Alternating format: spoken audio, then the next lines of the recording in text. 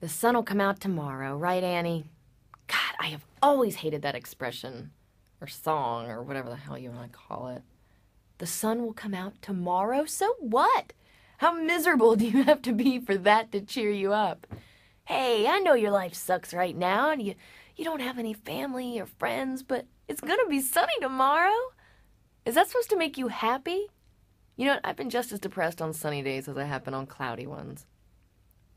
I've been thinking about my friend Brooke. She's had a horrible couple of days, and I keep trying to come up with something to make her feel better, and somehow the sun will come out tomorrow. It isn't cutting it, okay? And it sucks, because I'm Brooke's go-to girl, and she's mine.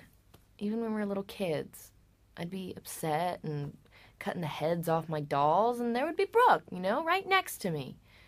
Granted, she would be doing the doll's hair, but still, I like to think we're each other's rocks. I guess, you know what, she's more of like a skipping stone than a rock, and I usually hang on for the ride, see where it takes me, but when the stone stops skipping, it starts to sink, and that's where we are. Brooke is sinking, and I'm trying to stop her from going under, and as usual, it's a guy that's dragging her down. Is it too much to ask that a guy not be totally creepy? Because if it is, then just let me know and I'll stop trying. I'll go ahead and I'll lower my standards and hang out at the gas station on Saturday night wearing a t-shirt with a beer logo that says, "Check out my cans," God, I don't know. I mean, in all the movies and books about relationships, they never talk about how guys really are. And no, I'm not going to go into the whole cliched lecture about why we don't have the fairy tale prince who takes us away on a white horse to a land of gumdrop houses and rainbow slides. I stopped expecting that a long time ago. God, I've even stopped expecting the stupid romantic comedy where I realized that all along my true love was my best friend, and I would have seen it if only I'd looked through his dorky glasses. Right now, I'd even settle for the college gross-out hookup sex movie, the American Pie guys, or Harold and Kumar, or Van Wilder, because when it came down to it, they had heart. No, they seriously did. Yes, they were looking for sex on the outside, but when you really got into them, they just wanted a relationship. I guess that's just in the movies. The real-life Van Wilder would be some middle-aged college dropout who wants to sleep with you so he can carve another notch in his bong. Okay, there's a more specific reason I'm so anti-guy right now. And no, it is not because I'm on my period, which is such an insulting thing to ask a girl when she's upset. And I know one of you out there is likely thinking it. Most likely, a guy. And let me tell you something. If guys got periods, they'd be 1,000,000 times worse than girls. You ever see a guy with the flu? I mean, seriously, you give them a case of the sniffles, they go fetal. Okay, I got off track a little. I'm sorry. What was I talking about? Oh, yeah, guys suck.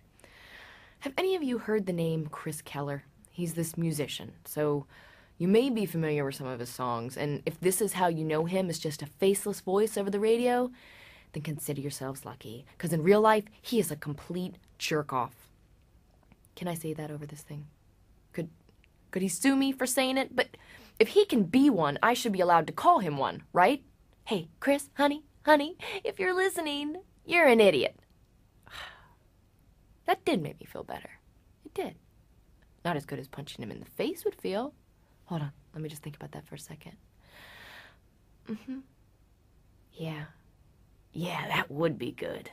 See, the thing is, he took advantage of Brooke when she was drunk, which is probably the only way anyone would ever sleep with him, He's the type of guy I'd expect to see parked outside a bar at last call, waiting to pounce on the weakest, drunkest gazelle. If you Google Walk of Shame, it will probably give you a shortcut home from Chris Keller's house. No, I just Googled it. You'll have to find your own way. Did I mention he talks in the third person?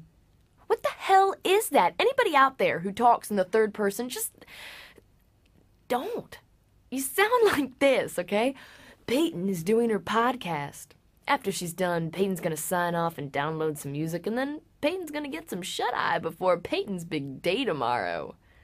Wow. See, now I want to punch myself in the face. You know who else I'd like to punch? Annie. Yeah, That sweet little orphan. As a matter of fact, maybe I'll wait until tomorrow when the sun comes out. That way I can see her annoying little face when I do. So if I can't think of something to say to make Brooke feel better, I'm going to deliver some serious ass-kickings instead. Consider yourself warned, Tree Hill. Watch your back.